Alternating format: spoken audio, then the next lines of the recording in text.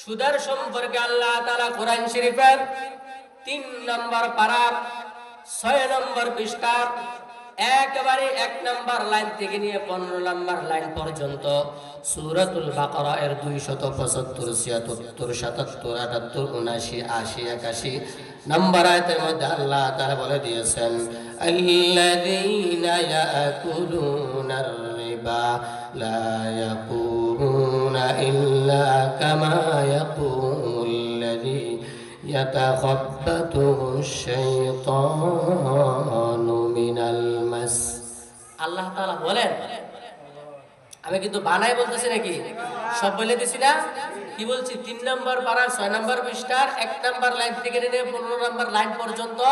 সূরাতুল বাকারা আয়াত 275 76 77 78 79 80 81 নম্বর আয়াত যদি সন্দেহ হয় দেখে নেবেন আল্লাহ তাআলা কি বললেন বলে যে যারা সুদ খায়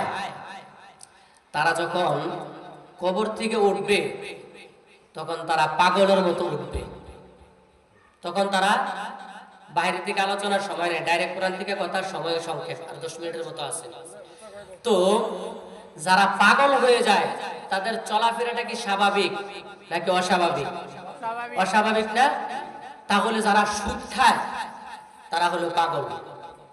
আমার কথা আমার বাবার কথা আল্লাহ তাআলার কথা কার কথা আল্লাহ তাআলা কোরআন শরীফের মধ্যে বলে দিয়েছেন এবার আসেন বেশি ব্যাখ্যার দিকে যাব না বলে যে তাদেরকে শয়তানে স্পষ্ট করলে তারা পাগলের মতো হাশরের ময়দান থেকে উঠবে কেন বলে যে যালিকা বিআন্নাহুম ক্বালু ইন্নামাল বাইউ মিসলুর রিবা বলে যে তারা বলে সুদ হলো ব্যবসার মতো যালিকা বিআন্নাহুম ক্বালু ইন্নামাল বাইউ তারা বলে যে ব্যবসা হলো সুদের মতো আমি একটু আগে বললাম না দালাল হোসেন সাইদির কথা এখন দালাল হোসেন সাইদি উনি যেভাবে কোরআন শরীফের তেলাওয়াত করেছেন আমি ওইভাবে কোরআন শরীফের তেলাওয়াত করি এখন কি এটা আমার বলার অধিকার আছে দালাল হোসেন সাইদি আমার মতো এটা বেয়াদবি না মারাত্মক বেয়াদবি তো আমাকে কি বলতে হবে আমি দালাল হোসেন সাইদি সাহেবের মতো হতে চেষ্টা করি নাকি দালাল হোসেন সাইদি আমার মতো এটা বেয়াদবি না ততদ্রুপভাবে যারা সুদ খায় তারা বলে যে ব্যবসা এটা সুদের মতো ফাইজলামের উপর ফাইজলামি সুরের মার বড় গলা বলতে পারতো যে সুদ এটা ব্যবসার মতো ব্যবসা করলে যেমন লাভ হয় সুদ খেলে তেমন লাভ হয় এটা না বলে কি বলে ব্যবসা হলো সুদের মতো নাউজুবিল্লাহ কইতেন না তাহলে অপরাধ কি ছোট নাকি বড় অপরাধ যেহেতু বড় এজন্য তাদের শাস্তিটাও বড় নবীজি যখন মেরাজ করতে গেলেন মেরাজ করতে যাওয়ার পরে উনি একদল লোককে দেখতেছেন ওই লোকদের হাতের মধ্যে বিশাল বড় বড় নখ বিশাল বড় বড় নখ এই নখগুলো দিয়ে তারা তাদের চেহারার মধ্যে নিজে নিজে খামচাইতেছে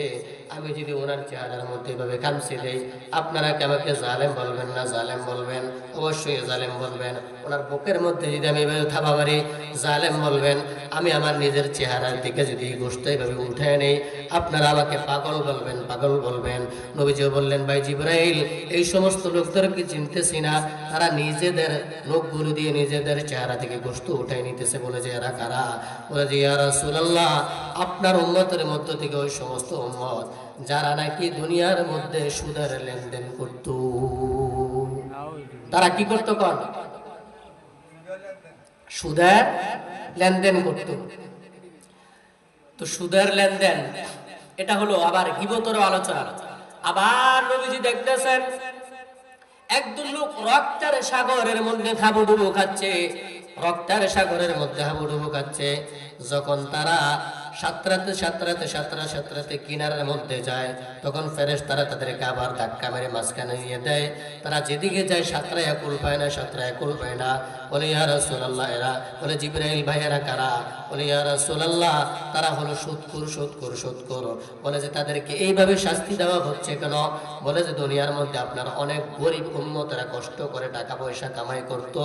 বলে যে বড় লোকদের কাছে যখন যাইতো ভাই আমাকে 5000 টাকা হাওলাত দেন বলতো যে 5000 টাকার বিনিময়ে কিন্তু 1 বছর পরে 10,000 দিতে হবে এই যে গরিব বান্দাটা রক্তকে পানি করা উপার্জিত কষ্ট করা সম্পদকে বড় লোককে দিয়ে দিল আর বড় লোক যেহেতু তার রক্ত মাখা টাকা টাকাইলো এজন্য সুদি কারবার যারা করে তাদেরকে আজকে রক্তের সাগরের মধ্যে হাবুডুবু খাওয়ানো হচ্ছে তাহলে অপরাধের সাথে শাস্তির সাথে একটা মিল আসেনি, মিল আছে না? এবার আল্লাহ পাক বলেন ওয়া আহাল্লাল্লাহুল বাই'a ওয়া হাররামার রিবা, অথচ আল্লাহ তাআলা সুদকে হারাম করেছেন, ব্যবসাকে হারাম করেছেন। এবার আসেন ফামান জাআহু মাউইযাতুম মির রাব্বিহি ফান্তাহা ফালাহু মা সালাফ ওয়া আমরুহু ইলাল্লাহ। যারা এই সমস্ত কথাগুলো শোনার পরে সুদের কারবার ছেড়ে দিবে, বলে যে আল্লাহ তাআলা তাদেরকে মাফ করে দিবেন। কিন্তু যারা কোরআন হাদিসের আলোচনা শোনার পর আবার সুদি কারবার চালাবে, ওয়া মান আ'আদা ফাউলাইকা আসহাবুন নার হুম ফিহা খালিদুন।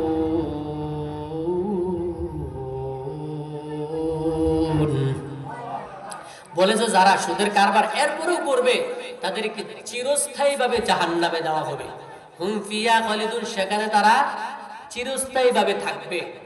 তাহলে এবার একটা আমাদের স্লোগান দিতে হবে আলোচনা একদম শেষের দিকে।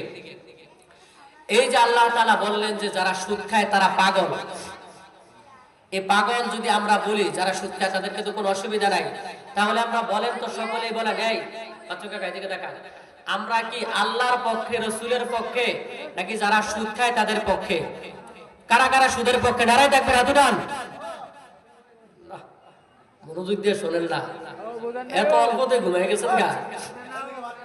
সুদের কারবারের সাথে আমাদের কোনো সম্পর্ক নাই। বসেন বসেন।